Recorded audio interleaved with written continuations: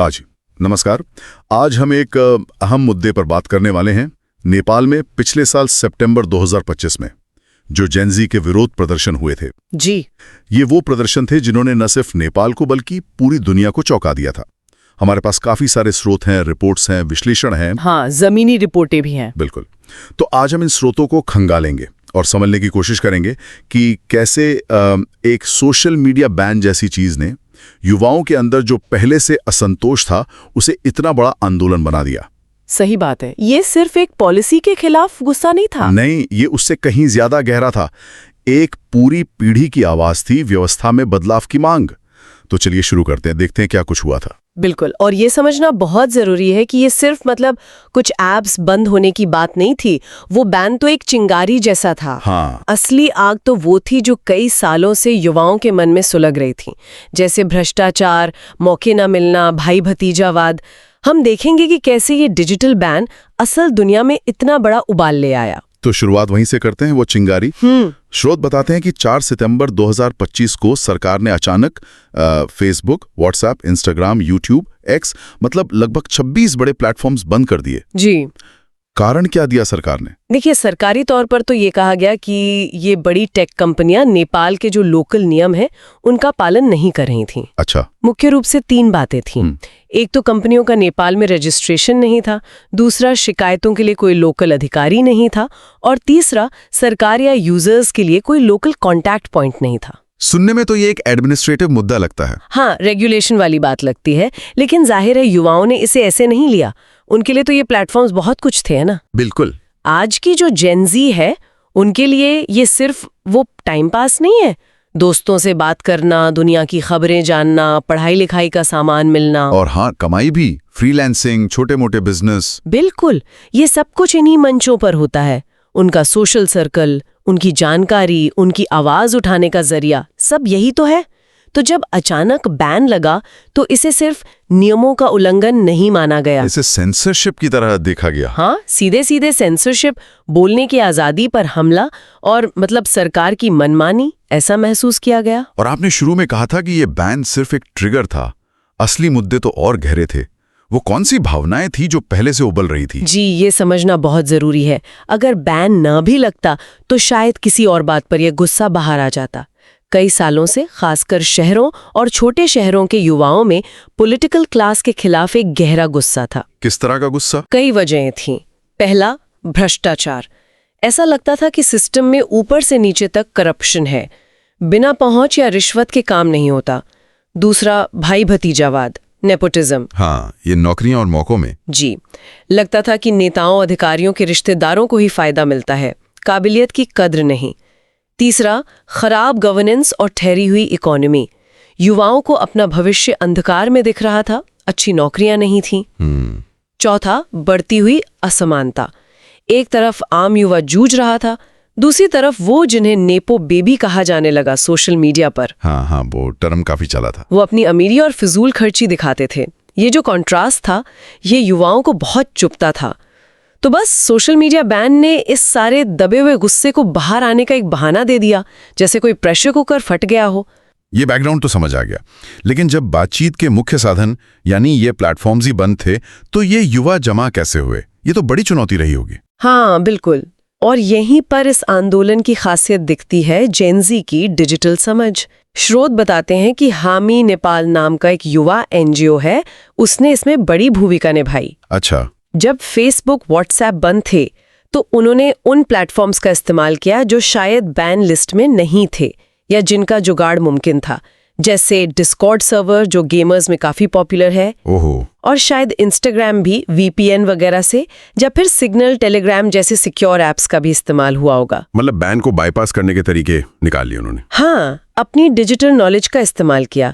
और एक और मजेदार रणनीति थी, प्रदर्शनकारियों को अपनी पहचान जाहिर करने के लिए कहा गया कि छात्र अपनी स्कूल यूनिफॉर्म पहनकर आएं या स्कूल बैग और किताबें साथ लाएं। अच्छा, इसका क्या मकसद था? मकसद साफ था, ये दिखाना कि ये देश के भविष्य यानी स्टूडेंट्स और युवाओं का आंदोलन है और ये शांति चाहते हैं, बदलाव चाहते हैं। ये एक स्मार्ट तरीका था अपनी बात रखने का। ये तो काफी क्रिएटिव था। अच्छा, तो संगठन हो गया, फिर जमीन पर क्या हुआ? प्रदर्शन कब और कहां शुरू हुए? स्रोतों के मुताबिक 8 सितंबर 2025 को काठमांडू में प्रदर्शन शुरू हुए, खासकर पार्लियामेंट के आसपास का इलाका, जैसे मैतीघर मंडला, जो पहले भी विरोध का सेंटर रहा है। लेकिन ये सिर्फ काठमांडू तक नहीं रुका, बहुत तेजी से पोखरा, विराटनगर, भरतपुर जैसे दूसरे शहरों में भी फैल गया। इससे पता चलता है कि गुस्सा सिर्फ राजधानी में नहीं था। और प्रदर्शनों का तरीका क्या था? क्या नारे लग रहे थे? शुरुआत में तो ज्यादातर शांतिपूर्ण ही थे। मुख्य नारे थे सोशल मीडिया बैन हटाओ, भ्रष्टाचार मुर्दाबाद, करप्शन के खिलाफ यूथ। साफ था कि दो मुद्दे थे, तात्कालिक बैन और गहरा भ्रष्टाचार। लेकिन फिर तनाव बढ़ा। हाँ, जैसे जैसे भीड़ बढ़ी, पुलिस ने रोकने की कोशिश की तो स्थिति तनावपूर्ण हो गई। पुलिस ने कैसे रिएक्ट किया? टकराव हुआ? जी, टकराव हुए। पुलिस ने लाठीचार्ज किया, आंसू गैस के गोले छोड़े, पानी की बौछारें इस्तेमाल की, कई जगह रबर बुलेट्स चलाने की भी खबरें आईं। लेकिन से चिंता की बात ये थी कि कुछ जगहों से पुलिस द्वारा असली गोलियां चलाने की भी रिपोर्टें आईं। इससे मामला काफी बिगड़ गया और फिर हिंसा बढ़ी दोनों तरफ से। दुर्भाग्य से हाँ, जब तनाव बढ़ता है तो ऐसा होता है। एक तरफ पुलिस पर जरूरत से ज्यादा बल प्रयोग के आरोप लगे तो दूसरी तरफ गुस्साई भीड़ ने भी कानून हाथ में लिया। क्या हुआ? कई सरकारी बिल्डिंग्स, नेताओं के घरों, पार्टी ऑफिसों में तोड़फोड़ हुई, कुछ जगह आग भी लगाई गई। काठमांडू में तो प्रदर्शनकारियों ने संसद भवन परिसर में घुसने की भी कोशिश की।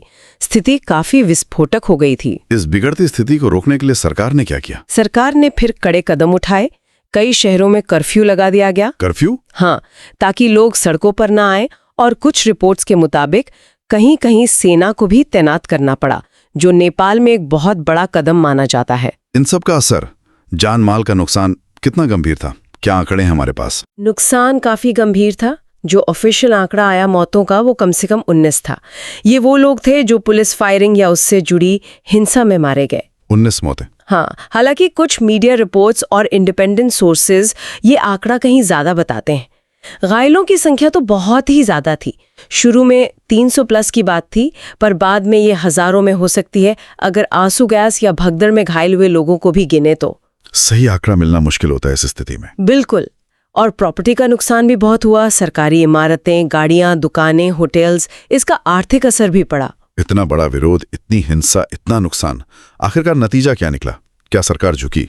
हाँ, दबाव जबरदस्त था। सड़कों पर लोग, मीडिया, शायद अंतर्राष्ट्रीय दबाव भी। सरकार को पीछे हटना पड़ा। पहला नतीजा तो ये हुआ कि सोशल मीडिया बैन जल्दी हटा लिया गया। अच्छा, तो वो मुख्य मांग मान ली गई? जी, ये एक बड़ी और तात्कालिक मांग थी। इसके हटने से शायद थोड़ा तनाव कम हुआ। और राजनीतिक स्तर पर इस्तीफों की भी बात थी? हाँ, सिर्फ पॉलिसी वापस लेना काफी नहीं था। लोग जवाबदेही मांग रहे थे।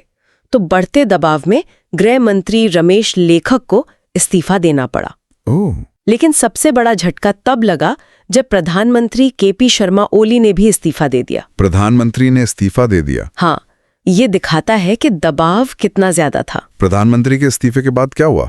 सत्ता का क्या बना? उसके बाद स्थिति संभालने के लिए एक अंतरिम सरकार, मतलब इंटरिम गवर्नमेंट बनाई गई।